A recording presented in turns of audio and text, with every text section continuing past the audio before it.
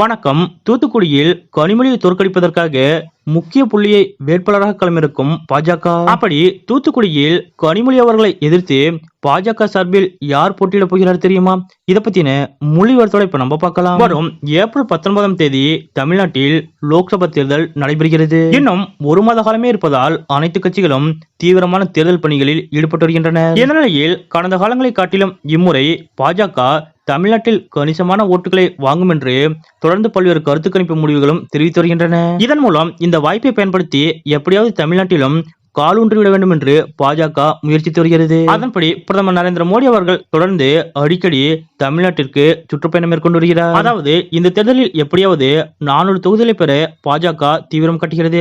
தமிழகம் உள்ளிட்ட தென் மாநிலங்களில் கணிசமான தொகுதிகளை பெற்றால்தான் 400 என்ற இலக்கை எட்ட முடியும் என்ற நிலை உள்ளது. இதற்காக தனது வேட்பாளர்களை தேர்வு செய்வதில் பாஜக மிகவும் கவனம் செலுத்துகிறது. அந்த வகையில் மக்களிடையே பிரபலமானவர்களுக்கு அதிக முக்கியத்துவம் அளிக்கவும் முடிவு செய்யப்பட்டுள்ளது. இதில் முக்கியமாக திரையுலக நட்சத்திரங்கள் இடம்பெற்றுள்ளனர். இவர்களுக்கு வாய்ப்பளித்தால் சுற்றியுள்ள தொகுதிகளில் பலன் கிடைக்கும் என பாஜக எதிர்பார்க்கிறது. எனவே தமிழகத்திலும் திரையுலக பிரபலங்களை போட்டியிட வைக்க தனது தமிழக பிரிவிடம் பாஜகவின் தேசிய தலைமை அறிவுறுத்தியுள்ளதாக கூறப்படுகிறது. இந்த நிலையில் தூத்துக்குடியில் முதலமைச்சர் மு.க. ஸ்டாலின் அவர்களது தங்கை கனிமொழி அவர்கள் வேட்பாளராக களமிறங்குகிறார். மேலும் அவருக்கே இந்த தொகுதியில் வெற்றி வாய்ப்பு என்றும் கூறப்படுகிறது.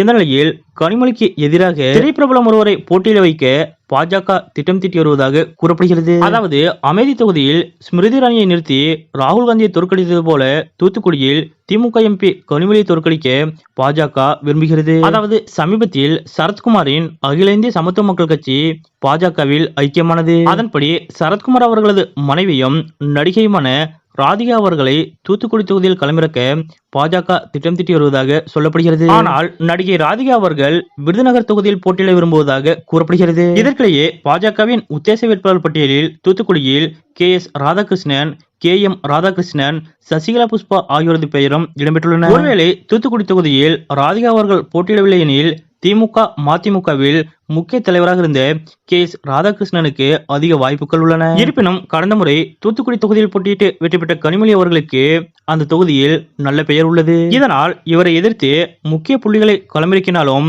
கனிமொழி அவர்களுக்கே வெற்றி வாய்ப்பு என்று கூறப்படுகிறது. தூத்துக்குடி தொகுதியில் கனிமொழி அவர்களை எதிர்த்து பாஜக சார்பில் ராதிகா சரத்குமார் அவர்கள் போட்டியிட வாய்ப்பு இருப்பதாக கூறப்படும் இந்த தகவல் பற்றிய உங்களுடைய கருத்துக்கள் என்ன அப்படிங்கறத மறக்காம கமெண்ட்ல குறிப்பிடுங்க.